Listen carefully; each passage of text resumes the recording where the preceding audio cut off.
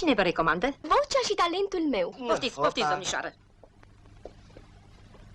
Cine vă recomandă? Familia. Da, aici nu scrie unde ați studiat. Cu cine și la ce rezultate ați ajuns până acum? Scrie numai 100 lei. Puțin? Foarte puțin. Mircea Ludușan, PDL, medic ginecolog faimos în Alba Iulia, activând atât la Spitalul Județean cât și la cabinetul său privat, conduce un Jeep Wrangler din 1998 și are un Volkswagen Passat din 2001, a înființat SC Ludușan Consult SRL și pensiunea la Maison du Caroline. Aurel Crișan, PDL, este medic șef al secției de urgențe a Spitalului Județean Alba, nu este un pasionat de mașini, având un Peugeot 206 și un Renault. Raul Tudorașcu, PDL, inginer IT, fost angajat Roșia Montană Gold Corporation, apoi al SC Ardeleana S.A., fost subprefect al județului Alba, în prezent angajat al SC Apă CTTA S.A. Este proprietarul unei case în Șard, Ighiu, împreună cu soția sa, moștenind în același timp și un apartament în Alba Iulia. Are un autoturism Opel Astra din anul 2005 și un credit de 35.000 de euro. Marius Presecan, lăcătuș mecanic la Transgaz, filiala Alba, de unde a câștigat în 2011 35.987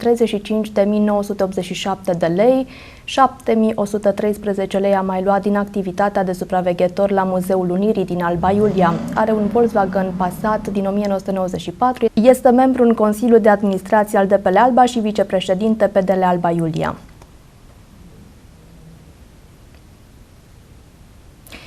Vasile Crișan, vicepreședinte PSD Alba Iulia, este acționar la SC Incovesa, membru în Consiliul de Administrație al SC Apă CTTA Alba și cenzor la SC DPL, deține un apartament în Alba Iulia și 3 autoturisme Dacia. În ultimul an a obținut venituri în valoare de 12.600 de lei din salariul de la Autosim SRL, 1.800 de lei din indemnizația de profesor la Colegiul Economic din Alba Iulia, 8.000 de lei din activitatea de vornic la anunț și 1.080 din indemnizațiile de la Consiliile de Administrație.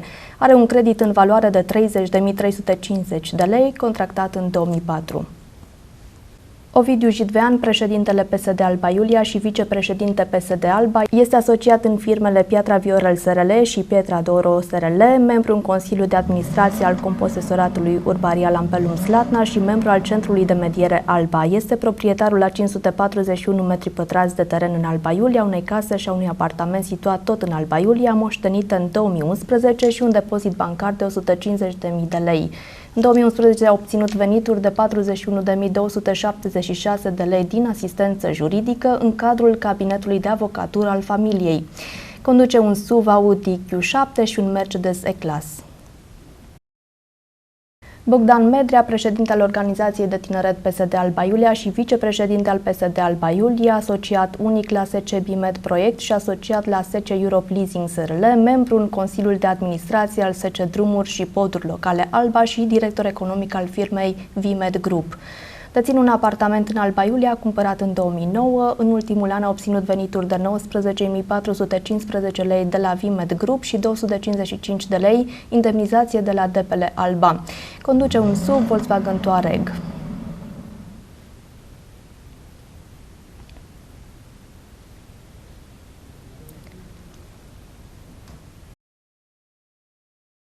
Horațiu Clepan, PSD, deține 10.470 m² de teren moștenit în 2009, o casă moștenită în 2011, iar potrivit declarației de avere nu a obținut un venit propriu în ultimul an și are un credit de 10.000 de euro contractat în anul 2007, conduce un Volvo S80 și este administrator la Intermed SRL.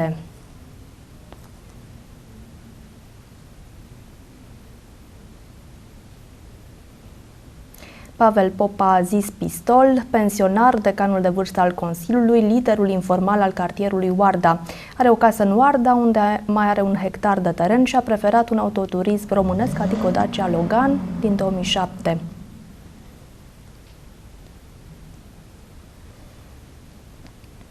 Vasile Domuța, PDL, asociat la Dai Farm Group SRL, cu o declarație avere goală, atât la rubrica proprietăți, cât și la aceea de venituri în 2011.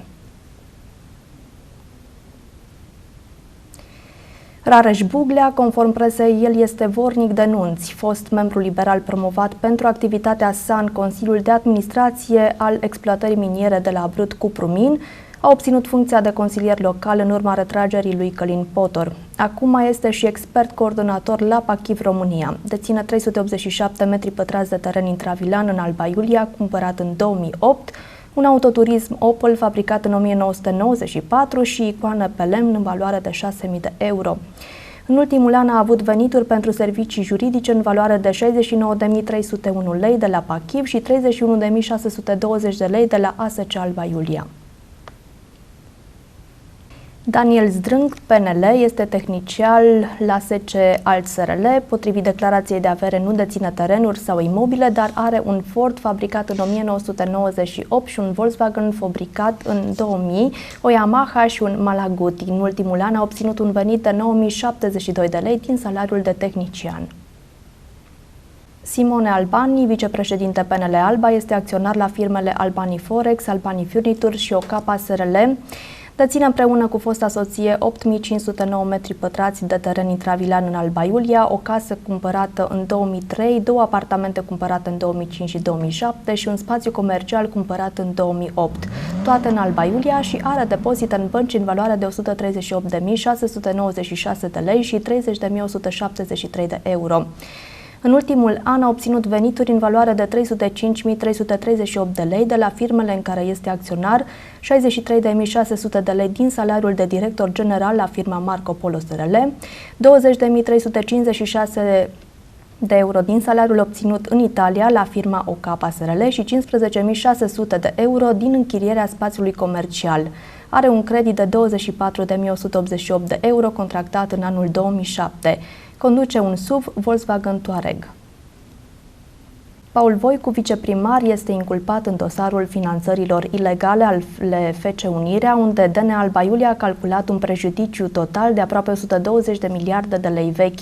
Președintele PDL Alba Iulia are două apartamente în municipiu și terenuri în suprafață totală de 4.492 de metri pătrați. Are un Volkswagen din anul 2007. Cornel Sandu, PDL, fost inspector școlar general al Inspectoratului Școlar General Alba, în 2011 a câștigat 176.000 de lei din proiecte realizate de ISJ Alba, aproape 30.000 de lei din salariul propriu, 4.270 de lei din indemnizația de consilier și 1.309 din indemnizația de la Agenția Județeană de Ocupare a Forței de Muncă Alba. Are acțiuni la Aras Media și Antibiotice SA, Biofarm, SIF 5 Oltenia, Transgaz și este membru în Consiliul de Conducere al AJOFM Alba. Deține din 2001 un teren intravilan în Alba Iulia, un Cielo și un Ford Fiesta din 2010. Are depozite în bănci de 155.000 de lei, 11.800 de euro și 10.000 de dolari. Gabriel Pleșa, președintele PNL Alba Iulia, este director executiv la SC Viva SRL și asociat la firmele Matex SRL, Viva SRL, Viva Metal SRL și Fox SRL, membru în Consiliul de Administrație al SC Apă CTTA Alba Iulia, a fost consilier local și în legislatura trecută. Deține 2300 metri pătrați de teren în Alba Iulia, o casă în Alba Iulia construită în 2005 și un apartament în Cluj-Napoca. În ultimul an a avut venituri în valoare de 173.823 de lei de la firmele în care este asociat, 5.673 de lei din indemnizația de consilier local, 1.310 lei din indemnizația de la ASC Apă CTTA și 3.993 de lei din indemnizația de profesor colaborator la Universitatea 1 decembrie 1918 din Alba Iulia. Firmele lui au contracte de amenajare, lucrări de fier forjat în cetatea Alba Carolina, acum restaurată. Conduce un Peugeot 407 înmatriculat pe una din firmele la care este acționar. Dorin Pocol, PPDD, este administrator al Agenției Imobiliare Romitia, deține 2820 metri pătrați teren în Alba Iulia, un apartament cumpărat în 1992, un Porsche Cayenne S din 2003 și un Nissan Micra fabricat în 2005. În ultimul an a obținut un venit propriu de 14.400 de lei ca administrator la Romitia și 4.000 de lei ca partener la NEC Telecom. Ioan Bogățan PDL este proprietar împreună cu soția sa a 2 case de locuit cumpărate în 2007 și 2009, 2300 metri pătrați de teren intravilan în Alba Iulia, a moștenit o casă și aproximativ 3 hectare de teren arabil în Vințul de Jos, are aproximativ 215.000 de lei în conturi, are acțiuni Banca Carpatica, Broker Cluj și SIF 5. Soția sa a obținut anul trecut numai puțin de 275.000 de lei de la o firmă care are sediul în Casa Proprietate Personală, iar el a câștigat 40.000 de lei din salariul de viceprimar și indemnizație. Conduce un Mercedes C-Class.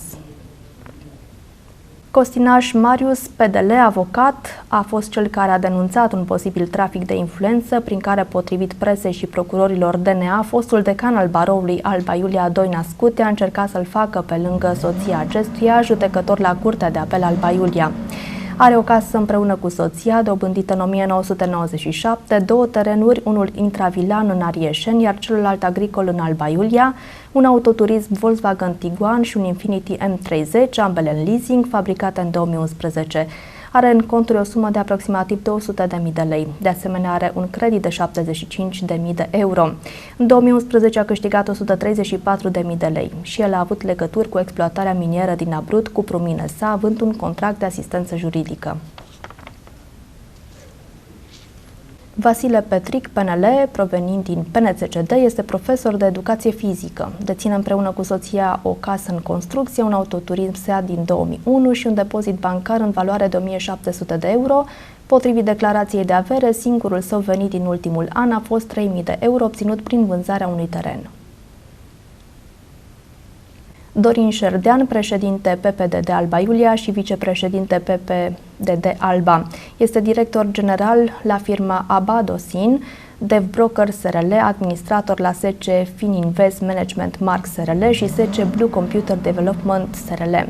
Deține 2622 metri pătrați de teren intravilan în Alba Iulia, o casă și un apartament în Alba Iulia, cumpărată în 2008 și 2009. În ultimul an a obținut un venit de 18.000 de lei din salariile de director general și administrator și are un credit de 20.000 de euro contractat în 2010. Conduce un Kia.